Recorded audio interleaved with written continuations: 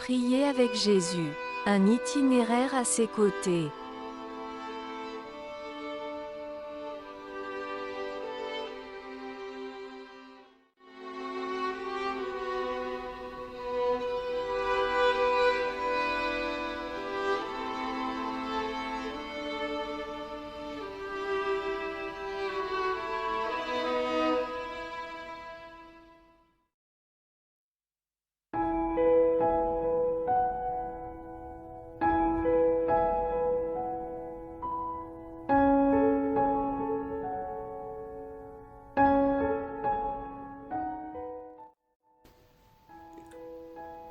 Bonjour à vous tous. En ce matin, nous débutons notre 5e semaine de cheminement ensemble. Durant cette semaine, nous nous concentrerons sur le thème « Dans le jardin ». Dans ce premier jour, nous nous attarderons sur jardin, dédale et labyrinthe. Durant cette nouvelle semaine, nous allons voir les versets suivants. Matthieu chapitre 26, le verset 36. Matthieu le chapitre 26, les versets 37 et 38. Luc chapitre 22, le verset 42. Marc chapitre 14, les versets 37 et 38. Luc chapitre 22, les versets 43 et 44. Et finalement, Matthieu chapitre 26, le verset 46.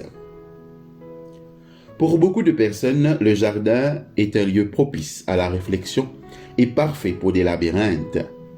Devant le spectacle, les bruits, les odeurs, le toucher et même le goûter qu'offre le jardin, on se sent très vite plongé dans le cycle de la vie, de la mort et de la renaissance. À la base de tout jardin, se régénérant par lui-même. La décomposition des végétaux fait tout autant partie du jardin que la floraison et la photosynthèse. Une promenade à travers un jardin nous invite à réfléchir à ce même cycle dans notre propre vie. Les lectures de cette semaine vous feront entrer dans un jardin avec Jésus. 2 évangiles nomment le jardin en question Gethsémane, mot qui signifie pressoir à huile. Ce jardin était peut-être un bosquet ou un verger.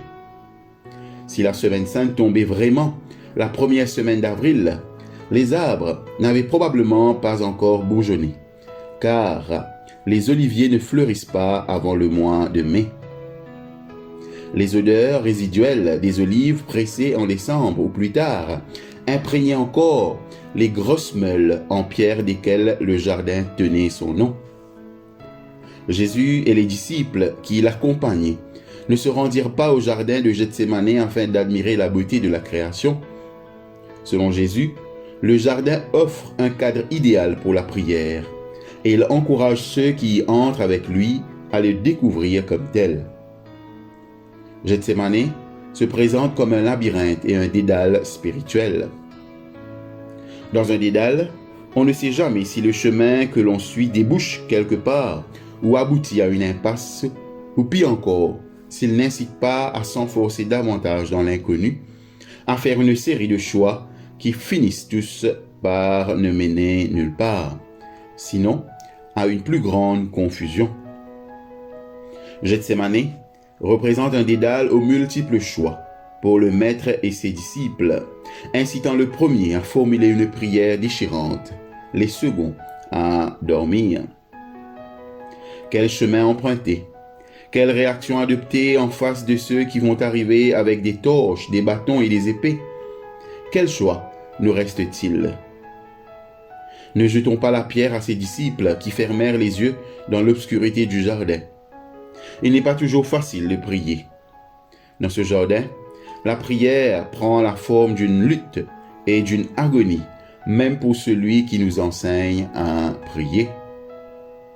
Pourtant, à travers les prières de Jésus, les lectures de la semaine nous apprennent que le Maître s'apprête à entrer dans un labyrinthe et non dans un dédale.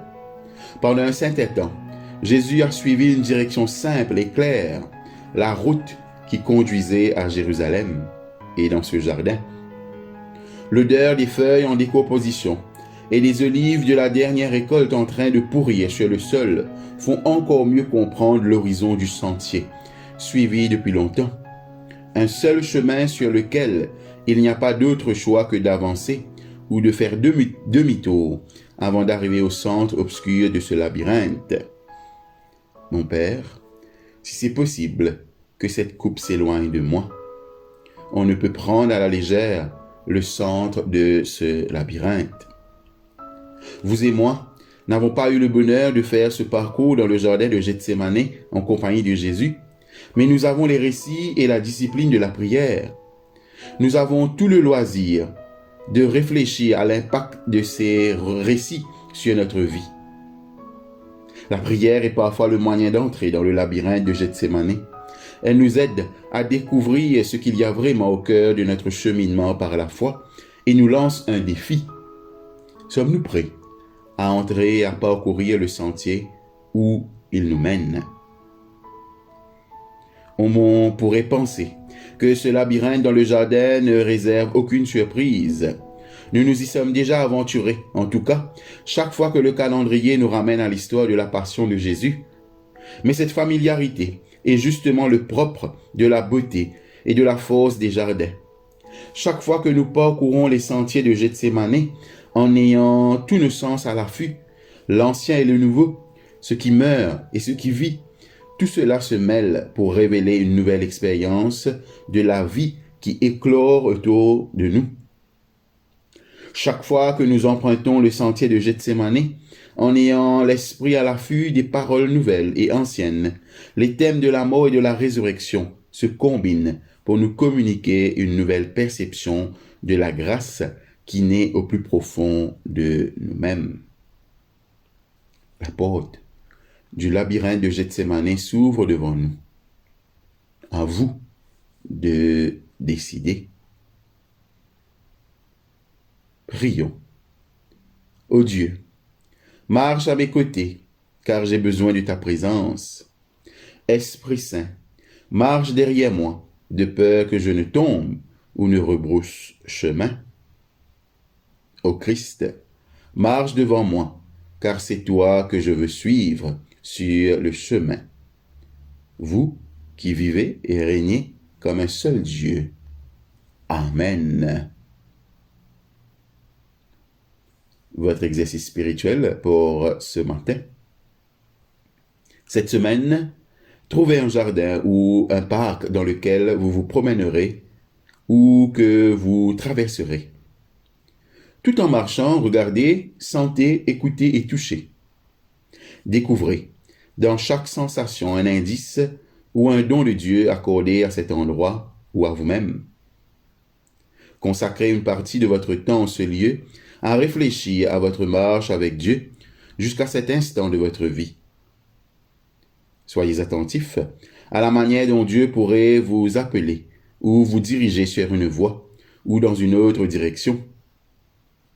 Dans votre journal, notez les pensées qui vous seront venues à l'esprit dans ce lieu, et en particulier les idées concernant la présence de Dieu et son appel à le suivre. Rendez-lui grâce pour le don d'endroit où votre esprit est stimulé.